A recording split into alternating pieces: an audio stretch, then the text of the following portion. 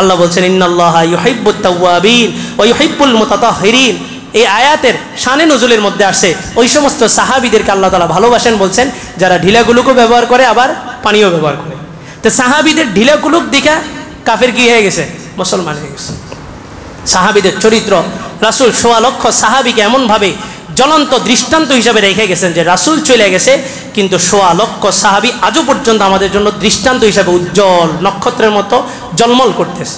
হাদিস না, আরব গয়াত, আরবরা বলে আসহাবি কান্নুজুম বিআইহিম ইক্তাদাইতুম ইহতাদাইতুম। সাহাবীরা, প্রত্যেকটা সাহাবী এক একটা আকাশের নক্ষত্রের মতো, যাকে অনুসরণ করবা সাথে সাথে তুমি হেদায়েত পেয়ে যাবে। নক্ষত্র দেখা নাবিক, এখন তো কম্পাস আছে, কম্পাস ব্যবহার করে। আগের যুগে কম্পাস ছিল না, ওই আকাশের তারা দেখেই তারা তাদের গতিপথ গন্তব্য নির্ধারণ করতেন। তো সাহাবীরা হচ্ছে আকাশের নক্ষত্রের মতো, যাকে অনুসরণ করবেন আপনার হেদায়েতের জন্য যথেষ্ট হয়ে যাবে। আর এখন আইসা সাহাবীদের থেকেও বেশি বুঝে, সাহাবীদের নিয়ে সমালোচনা করে।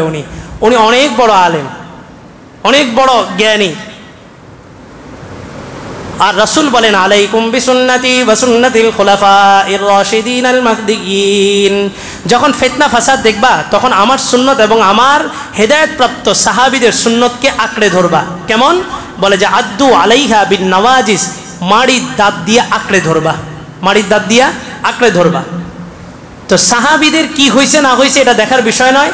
সাহাবীদের ব্যাপারে আল্লাহ বলছেন রাদিয়াল্লাহু আনহুম ওয়া রাদু আন, আল্লাহ তাদের উপর সন্তুষ্ট হয়েছেন। শুধু এতটুকুই নয়, তারাও আল্লাহর উপরে কি হয়ে গেছে? সন্তুষ্ট হয়ে গেছে। সার্টিফিকেট কে দিছে? আল্লাহ। আল্লাহ বলতেছেন আমি সন্তুষ্ট হয়ে গেছি এবং তাদেরকে আমার উপরে সন্তুষ্ট করে নিছি। তাহলে সার্টিফিকেট আল্লাহ দিয়েছেন। আপনি 1400 বছর পরে এসে কত বড় হুজুর হইলেন যে আমার সাহাবীদের কিনে আপনি কথা বলেন। সাহাবীদের কিনে কোনো কথা নয়। সাহাবীদের ভুল হইতে পারে, ওই ভুলটা সমালোচনার নয়। ওই ভুলের পরে যে তওবা করছেন, ওই তওবাটা হচ্ছে আমাদের আলোচ্য বিষয়। সাহাবী তওবা করছেন, রাসূলকে আয়েশা বলছেন ইন্নী কদ জানাইতু তাহহিরনি, হে রাসূল আমি জিনা করছি, আমাকে পবিত্র করেন। সামনে এসে সাক্ষী দিয়েছে। রাসূল বলে যে না, তুমি জিনা করো নাই, তুমি নাজরতা, তুমি দেখছো হয়তো। রাসূল টান দিকে ঘুরে গেলেন, সাহাবী ডাইনে উঠে আসছেন, বলছেন কদ জানাইতু তাহহিরনি, রাসূল আমি অবশ্যই জিনা করছি, আমাকে আপনি পবিত্র করেন। রাসূল বলেন না, তুমি জিনা করো নাই, মা জানাইতা ফাকাত লামাস্তা, তুমি এতে স্পর্শ করছো। বলে যে না আমি জিনা করছি। রাসূল বামে ঘুরে গেছেন, বামে আয়েশা বলছে ইন্নী কদ জানাইতু, গুরুত্ব দিয়ে বলছে অবশ্যই আমি জিনা করছি। আনতা তাহহিরনি, আপনি আমাকে পবিত্র করেন। রাসূল বলেন দূর হও, দূর হও, করছো এখন দূর হও, সরো আমার চোখের সামনে থেকে। রাসূল পিছনে ঘুরছেন, ওই সাহাবী এসে বলছেন ইন্নী লাকাদ জানাইতু ওয়া আখাফুল্লাহ, আমি জিনা করছি, আল্লাহকে ভয় করতেছি, আখিরাতকে ভয় করতেছি। আনতা তাহহিরনি, হে রাসূল আপনি আমাকে পবিত্র করেন। কয়বার হইল? 4 বার। আর একটা জিনা প্রমাণিত হবার জন্য কয়টা সাক্ষী লাগে? 4টা সাক্ষী। এই যে 4 বার হয়ে গেছে, সাক্ষী প্রমাণিত হয়ে গেছে। রাসূল বললেন অর্ধেক পর্যন্ত তাকে জমিনে গাড়ো, বাকি অর্ধেক উপরে রাখো, রজ্জিমৌনি, তাকে রজম করো। রজম করতে করতে তাকে শহীদ করা হইল। এরপরে তার শরীরের রক্ত বিন্দু ফোঁটা ছিটকে যায় এক সাহাবীর গায়ে পড়ছে। সাহাবী বললেন ইস, এই নাপাক রক্ত আমার শরীরে কিভাবে স্পর্শ করলো? রাসূল এই দৃশ্য দেখলেন, সাহাবীকে ডেকে বললেন তুমি এটাকে ঘৃণা করতেছ, অথচ এই পরিমাণ তওবা সে করছে। লাউ কুসিমাত আলাল মাদিনা আলা আহলিল মাদিনা লাকাফাত, যদি তার তওবা সমগ্র মদিনাবাসীর উপরে বন্টন করা হয় তো সমগ্র মদিনাবাসীর গুনাহ মাফ হওয়ার জন্য যথেষ্ট হয়ে যাবে। সাহাবীর গুনাহটা আলোচ্য বিষয় না, উনি যে তওবা করছেন ওটা আলোচ্য বিষয়। আশপাশের পাড়া প্রতিবেশী সব ঘর ছেড়ে দিয়ে পালায়ে গেছে। কেন? বলে যে ওই পাহাড় থেকে এক বিকট শব্দ আসে, রাত যত গভীর হয় আর ওই পাহাড় থেকে এক বিকট শব্দ আসে, আল্লাহ আমাকে মাফ করেন, আমাকে মাফ করেন, কবরের আযাবকে মাফ করেন, জাহান্নামের আগুন থেকে আমাকে বাঁচান। বিকট শব্দে ঘর বাড়ি ছেড়ে সবাই চলে গেছে। রাসূল খবর দিলেন কে? ওই সাহাবী, যেই সাহাবীকে পাথর দিয়ে শহীদ করা হয়েছে। তার গুনার উপরে এই পরিমাণ এহসাস, অনুতপ্ত সে হয়েছে, রাতকে রাত পাহাড়ের গুহায় যায় আল্লাহর দরবারে কাঁদছে। আপনার জীবনে কয়টা এরকম আছে? আপনি নিজের জীবনের দিকে তাকান।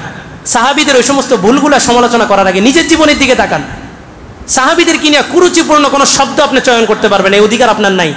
হযরত ওমর আগে এই খাইছে সেই খাইছে, মদ খোর আছিল, এটা আসলে এটা বলার অধিকার আপনার আছে নাকি? আগে কি ছিল সেটা পরের বিষয়, কিন্তু হযরত ওমরের কোরবানি সম্পর্কে আপনি জানেন? হযরত ওমর কোন মাপের মানুষ আপনি জানেন? কোরআনের 22টা জায়গায় 22টা আয়াত আল্লাহ তাআলা রাসূলের বিপক্ষে যায় হযরত ওমরের পক্ষে আয়াত নাজিল করছেন। আপনি এতকাল পরে আইসা বলেন হযরত ওমর এটা ছিল ওটা ছিল, এটা বলা সাহস করেন কিভাবে? আপনার শানে কোরআনের একটা আয়াত নাজিল হবে?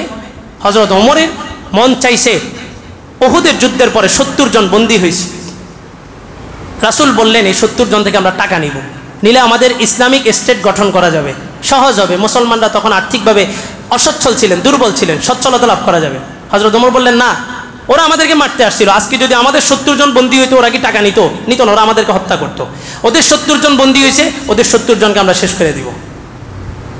হযরত আবু বকর এবং রাসূলের তামান্না ছিল যে টাকা নিই, ফিদিয়া নিই, রক্তপণ মুক্তিপণ দিয়ে ছেড়ে দিই, তাই সিদ্ধান্ত হইল। কিন্তু হযরত ওমরের দিলে ছিল কি আখিরাত। হযরত ওমর চাইছেন হত্যার বদলা হত্যা হবে। আল্লাহ আয়াত নাজিল করছেন, তুরিদুনা আরাদাদ দুনিয়া ওয়াল্লাহু ইউরিদুল আখিরাহ।